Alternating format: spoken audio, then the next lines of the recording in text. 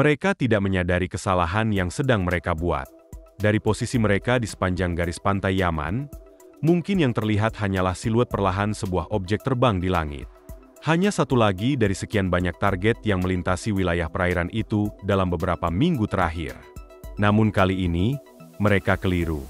Yang mereka lihat bukanlah kapal dagang biasa. Itu bukan target tanpa perlindungan.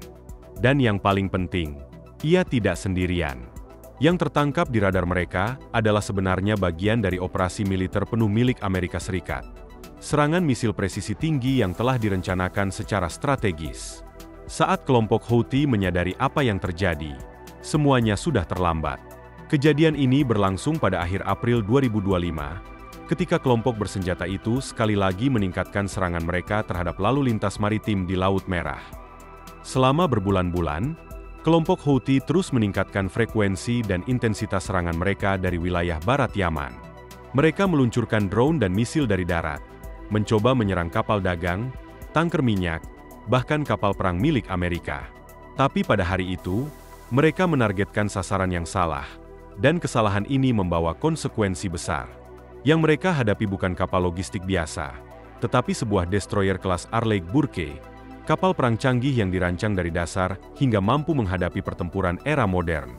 Kapal ini dipersenjatai dengan teknologi tempur tercanggih yang pernah diinstal pada kapal angkatan laut manapun. Begitu radar kapal menangkap sinyal beberapa drone yang mendekat, kru kapal langsung bersiaga. Alarm berbunyi nyaring. Semua personel menuju pos tempur masing-masing. Dalam hitungan detik, kapal beralih dari mode patroli biasa ke kesiapan tempur penuh. Sistem tempur Aegis segera mengambil alih. Setiap ancaman yang datang langsung diidentifikasi dan dikunci. Rudal-rudal anti-udara ditembakkan dari peluncur vertikal, meluncur cepat ke langit untuk menghadang dan menghancurkan target dengan ketepatan tinggi.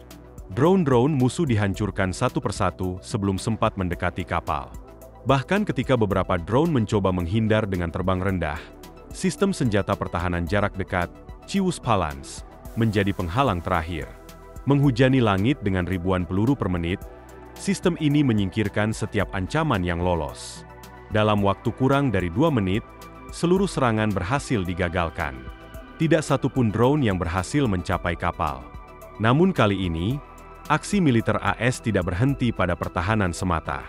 Serangan itu dianggap telah melampaui batas, dan tanggapan Amerika berubah menjadi ofensif penuh. Dari gugus tempur kapal induk yang berada di Laut Arab, armada udara mulai bergerak. Ini bukan misi patroli biasa. Ini adalah misi pembalasan yang telah direncanakan dengan teliti. Pesawat perang elektronik dikerahkan lebih dahulu, bertugas mengganggu sistem radar dan komunikasi lawan. Langkah ini memastikan bahwa pihak musuh akan buta dan tuli terhadap apa yang akan datang. Setelah itu, barulah gelombang serangan utama dimulai. Pesawat tempur Amerika menyasar titik-titik strategis seperti pusat kendali rudal, antena radar, dan fasilitas penyimpanan senjata. Serangan dilaksanakan dengan presisi dan kecepatan luar biasa. Operasi ini melibatkan pesawat tempur serbaguna FA-18 Super Hornet, tulang punggung aviasi Angkatan Laut AS. Berbasis di kapal induk seperti USS Dwight D. Eisenhower, pesawat ini dapat meluncur dari dek dan melaksanakan misi udara ke udara maupun udara ke darat dalam satu penerbangan tunggal. Kali ini, Super Hornet dilengkapi dengan amunisi berpemandu presisi, kemungkinan bom berpemandu laser, yang dirancang untuk menghancurkan target secara surgikal. Didampingi oleh pesawat perang elektronik EA-18G Growler, yang bertugas menonaktifkan sistem pertahanan udara musuh. Super Hornet terbang rendah dan cepat untuk menghindari deteksi. Di atas mereka, drone pengintai MQ-9 Reaper terus melayang dalam posisi Overwatch. Dari ketinggian, drone ini mengirimkan citra resolusi tinggi dan data target secara real-time ke pusat komando, memastikan bahwa setiap gerakan musuh dipantau dan ditanggapi dengan segera. Serangan itu berlangsung cepat, efisien, dan mematikan. Sebuah pesan kuat dikirim. Setiap ancaman terhadap keamanan maritim tidak akan dibiarkan tanpa balasan. Setiap tahap dalam operasi ini dikendalikan secara ketat, baik dari pusat komando kapal induk maupun stasiun kontrol di daratan. Keduanya berfungsi sebagai otak yang mengatur jalannya seluruh misi. Dan saat serangan mulai terjadi, kedua pusat kendali itu menerima tekanan yang luar biasa. Pusat-pusat ini mengalami lonjakan aktivitas operasional yang ekstrim. Sistem komunikasi penuh, layar radar penuh sesak dengan sinyal ancaman, dan keputusan harus diambil dalam hitungan detik. Ini bukan simulasi, ini nyata, dan situasinya terus berkembang dengan cepat. Selama beberapa menit yang terasa seperti jam, pusat pengawasan itu nyaris kelebihan beban. Semua saluran komunikasi terisi, dan setiap personel bekerja pada kapasitas maksimal. Ini bukan hanya sekali terjadi. Berkali-kali pusat pengendali itu menghadapi gelombang serangan dan terus dipaksa untuk menyesuaikan respons mereka. Meski demikian, tidak ada ruang untuk kesalahan. Di tengah tekanan tersebut, sistem terus bekerja tanpa henti. AS tidak berniat untuk memperluas konflik menjadi perang terbuka di seluruh wilayah Yaman, namun juga tidak dapat membiarkan jalur pelayaran yang paling vital di dunia berubah menjadi medan tempur tak terkendali. Dan dalam dinamika yang terus berubah ini, FA-18 Super Hornet tetap menjadi tulang punggung utama kekuatan udara Angkatan Laut AS. Pesawat ini tidak hanya cepat dan serbaguna, tetapi juga sangat mematikan dalam setiap skenario. Saat dunia menyaksikan berita di layar televisi, bagi para pilot dan awak kapal, ini adalah pertempuran yang diukur dalam detik-detik kritis. Begitu sebuah objek tak dikenal muncul di layar radar, hitungan waktu langsung dimulai. Setiap detik berharga. Personel yang sudah terlatih secara intensif segera bergerak, menilai ancaman, mengklasifikasikan, dan jika diperlukan, mengaktifkan sistem senjata. Di atas kapal perusak USS Labuan, yang tengah beroperasi di perairan Laut Merah, keputusan-keputusan tersebut harus diambil dengan kecepatan dan ketepatan tinggi. Sistem Aegis tidak mengenal ragu. Ia secara otomatis mengunci target, menghitung lintasan intersepsi dalam milidetik, dan meluncurkan rudal sebelum ancaman mencapai jarak berbahaya. Tidak ada toleransi untuk kesalahan. Tidak ada kesempatan kedua. Apakah itu drone tunggal atau kelompok drone yang dikendalikan secara kolektif, responsnya harus cepat, akurat, dan mematikan. Yang terlihat di permukaan hanyalah sistem teknologi canggih, tapi di balik semua itu adalah latihan disiplin militer, ketahanan mental, dan kesiagaan penuh dari para awak yang menjaga jalur laut paling strategis di dunia. Kapal-kapal seperti USS Kearney, USS Gravely, dan USS Labuan kini menjadi bagian dari barisan depan dalam krisis yang sedang berlangsung. Mereka bukan hanya unit militer di laut, tetapi juga simbol dari komitmen pertahanan AS terhadap keamanan maritim global. Wilayah ini dulunya adalah jalur perdagangan penting yang relatif aman. Kini, ia berubah menjadi salah satu kawasan paling diperebutkan dan penuh risiko di planet ini. Di lain sisi, keadaan telah berubah. AS tidak lagi menunggu serangan selanjutnya datang.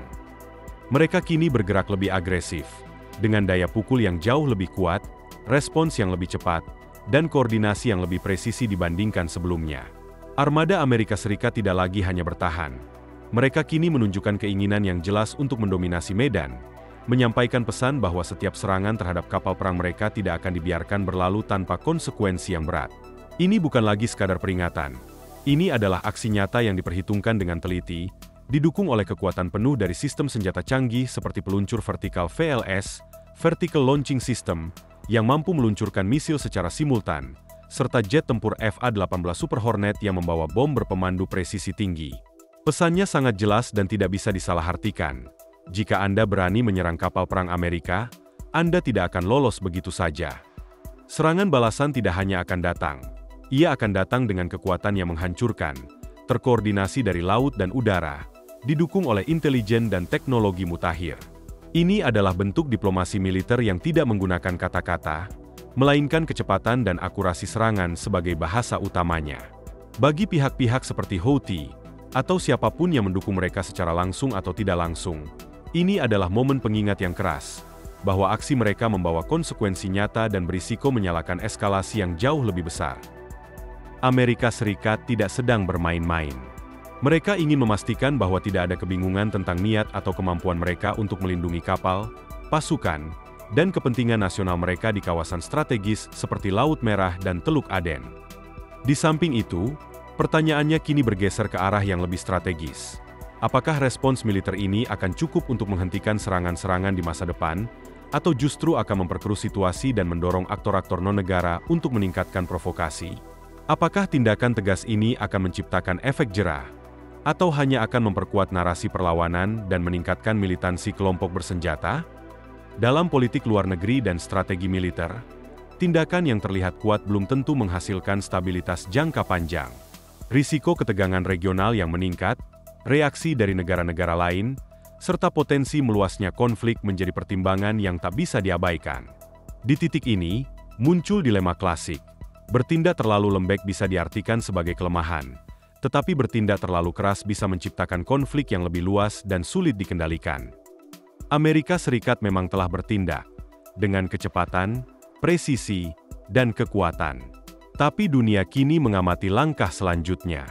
Apakah ini bagian dari strategi yang lebih besar untuk menciptakan deterensi jangka panjang? Ataukah ini hanya reaksi taktis yang bersifat temporer? Dan yang terpenting, apakah ini akan cukup untuk menciptakan keamanan berkelanjutan di kawasan yang telah lama menjadi titik nyala konflik geopolitik? Jawabannya belum sepenuhnya jelas. Namun satu hal pasti, panggung global telah melihat bahwa garis merah telah ditetapkan, dan Amerika Serikat bersiap untuk mempertahankannya dengan segala daya.